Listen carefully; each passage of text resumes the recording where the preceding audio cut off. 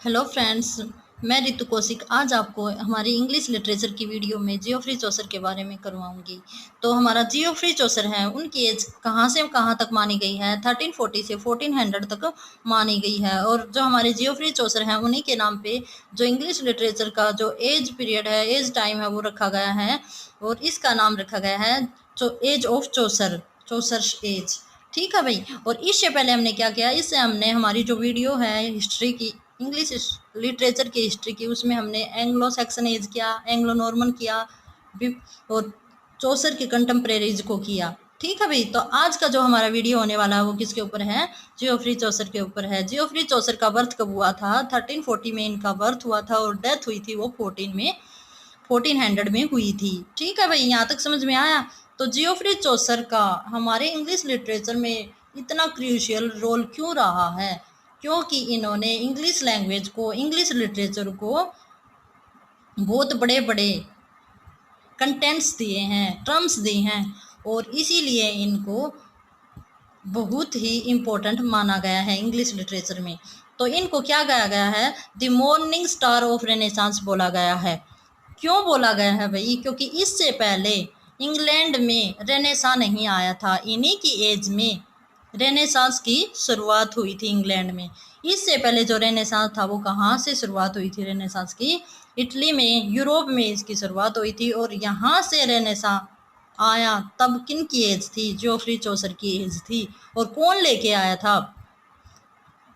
जो जो प्लूटार्क हैं वे लेके आए थे, बोकासियो थे वे लेके आए थे। क्या क्या लेके आए थे? सोनेट्स लेके आए था, जिनको जियोफ्री चौसर ने इंग्लिश लैंग्वेज में कन्वर्ट किया, इंग्लिश जो लिटरेचर है उसमें कन्वर्ट किया।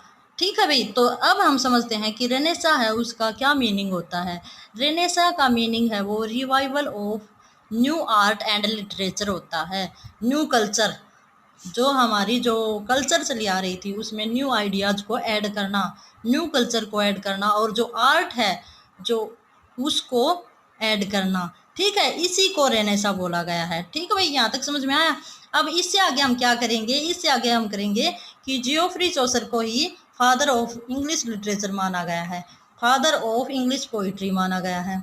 और ये फर्स्ट थे जिनको क्या किया गया था, जो वेस्टमिंस्टर था अब्बे था उसमें बरियड किया गया था।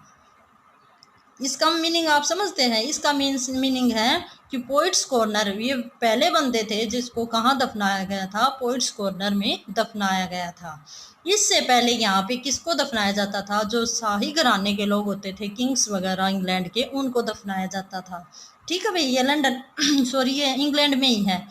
जो स्टार्टिंग में वेस्टमिंस्टर अबे, ये एक बिल्डिंग है भाई, जहाँ पे क्या है, बड़े बड़े लोगों की ग्रेव्स हैं। ठीक है, कब्रें हैं। तो फर्स्ट जो कब्र थी वो किसकी थी? एडवर्ड सेकंड की थी। उसी के टाइम से यहाँ पे ग्रेव बनाई गई और उन्हीं को पहले दफनाया गया। और इसके बाद ये वे पहले पोइट थे जिनको वेस्टमिंस्टर अब्बे में दफनाया गया था। पोइट, इसको भाई को पोइट्स कॉर्नर भी बोला जाता है और में वेस्टमिंस्टर अब्बे भी बोला जाता है। ठीक है भाई, यहाँ तक you got it.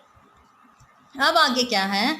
He rights both, इन्होंने क्या, ट्रेजेडी और कॉमेडी दोनों लिखी। इससे पहले क्या होते थे? क्रॉनिकल वर्क होते थे। लेकिन यहाँ से क्या आ गया था? यहाँ से ट्रेजेडी और कॉमेडी आ गई थी इंग्लिश लिटरेचर में।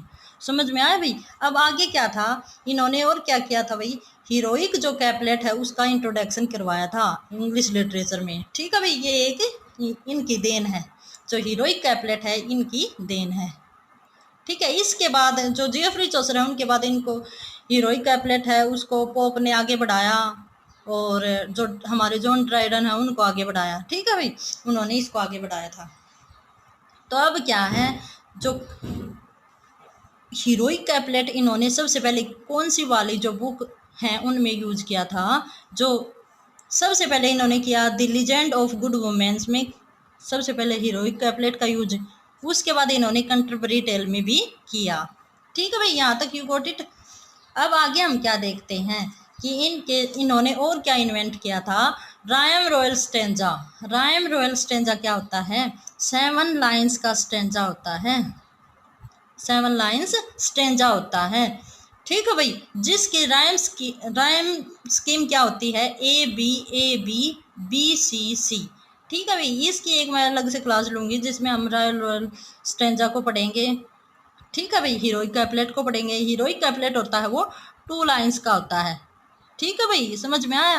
हीरोइक कैपलेट तो 2 लाइन्स होता है और जो राइम रॉयल स्ट्रेंजा होते हैं वे 7 लाइन्स होते हैं। समझ में आया भाई यहाँ तक। अब हम क्या करेंगे, अब हम इनके वर्क्स करेंगे। इनके मोस्ट फेमस वर्क हैं वे हम करेंगे। ठीक है भाई, तो इनका जो फर्स्ट पोएम है, first famous most famous major work है वो कौन सा है, the book of डचीज।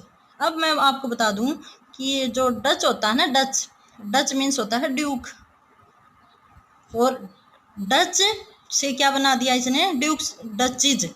It means जो इनकी रानी होती थी, क्वीन होती थी, उनको क्या बोला जाता था, डचीज। तो इन्हीं के ऊपर इन्होंने एक बुक लिखी थी, पोएम लिखी थी भाई। और वो कैसी थी, नैरेटिव पोएम थी। समझ में आया भाई। और ड्रीम एलिगरिकल पोएम थी। ठीक है भाई। और किसके बारे में लिखा था, ये वहाँ की जो डच थी ना रानी, जो हेनरी फोर्थ की मदर थी, उनके बारे में इन्होंने ये पोएम लिखी थी। ठीक है भाई, समझ में आया यहाँ तक कि इनका जो फर्स्ट मेजर वर्क था वो कौन सा था, द बुक ऑफ डचेस, जो कब लिखी गई थी भाई, 1372 में लिखी गई थी। अब आगे हम करते हैं, आगे हम क्या करते हैं, जो इनका सेकंड वर्क है वो क्या है, द हाउस ऑफ फेम, जो कब लिखा गया था, 1374 से 85 के बीच में लिखा गया था। ये भी किस में था, ड्रीम एलिगरी में लिखा गया था। किससे इन्फ्लुएंस्ड था भाई ये वर्क, दांते की डिवाइन कॉमेडी। ये बहुत इंपॉर्टेंट है।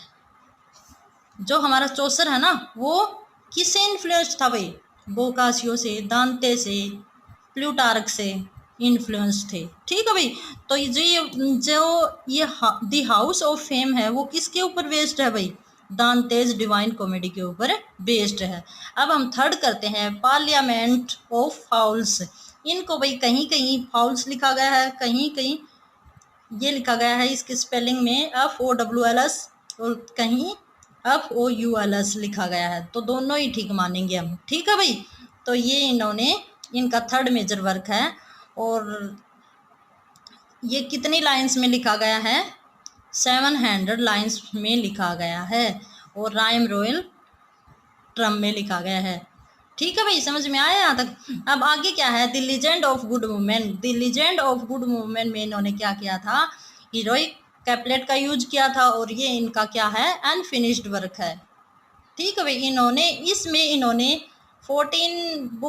14 पॉइंट्स लिखने की सोची थी, बट ये लिख नहीं पाए थे। तो ये जो इनका वर्क है वो अनफिनिश्ड वर्क है।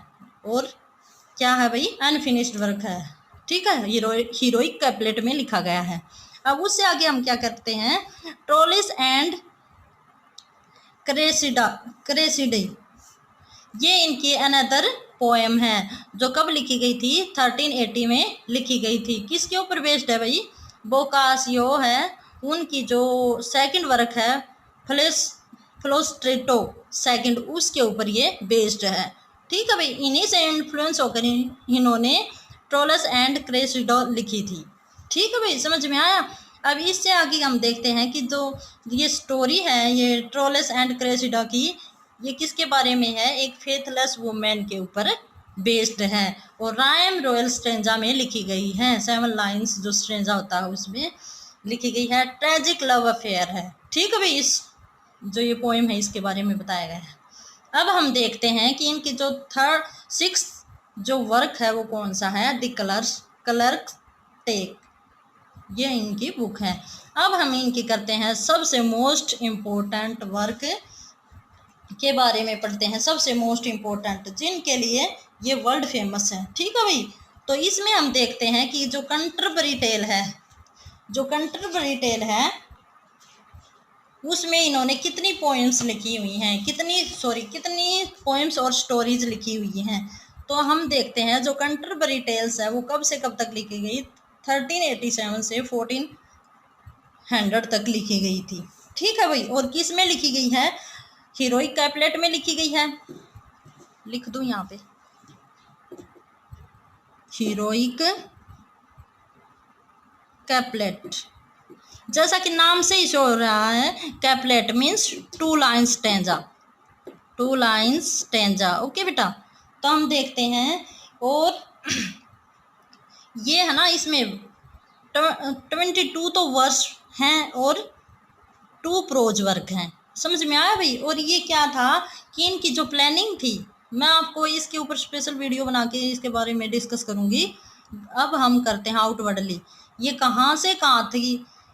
ये एक इनकी क्या थी, एक पिलग्रिमेज विजिट थी, यात्रा थी, जो लंदन टू कंटरबरी तक इनकी होनी थी। और इन्होंने क्या सोचा था, इसमें कितने पीपल्स थे, इसमें 39 थे स्टार्टिंग में, फिर चौसर के साथ ये हुए 30 और फिर 31। तो इन्होंने ये सोचा था कि एक एक जो पिलग्रिम है, एक एक पिलग्रिम है वो आते भी 2 स्टोरी सुनाएगा और जाते भी 2 स्टोरी सुनाएगा। मीन्स एक बंदा है वो 4 स्टोरी सुनाएगा, बट ये सुना नहीं पाए, इसलिए जो टोटल स्टोरी है वे इसमें कितनी है, 24। इनका जो टारगेट है वो इन्होंने अचीव नहीं किया, इन्होंने जो सोचा था वो नहीं पाया। तो इन जो टोटल कंटरबरी टेल्स में 24 स्टोरीज हैं और कितने लाइन्स की हैं, 1700 लाइन्स में लिखी गई है। जो ये हमारी पोएम है, ये पोएम है, बट इसमें क्या है, स्टोरीज है। ठीक है बेटा, तो आज हम इतना ही करेंगे। इससे नेक्स्ट वाली वीडियो में हम करेंगे कंटरबरी टेल के बारे में डिस्कस करेंगे। ठीक है भाई, तो I hope you have understand.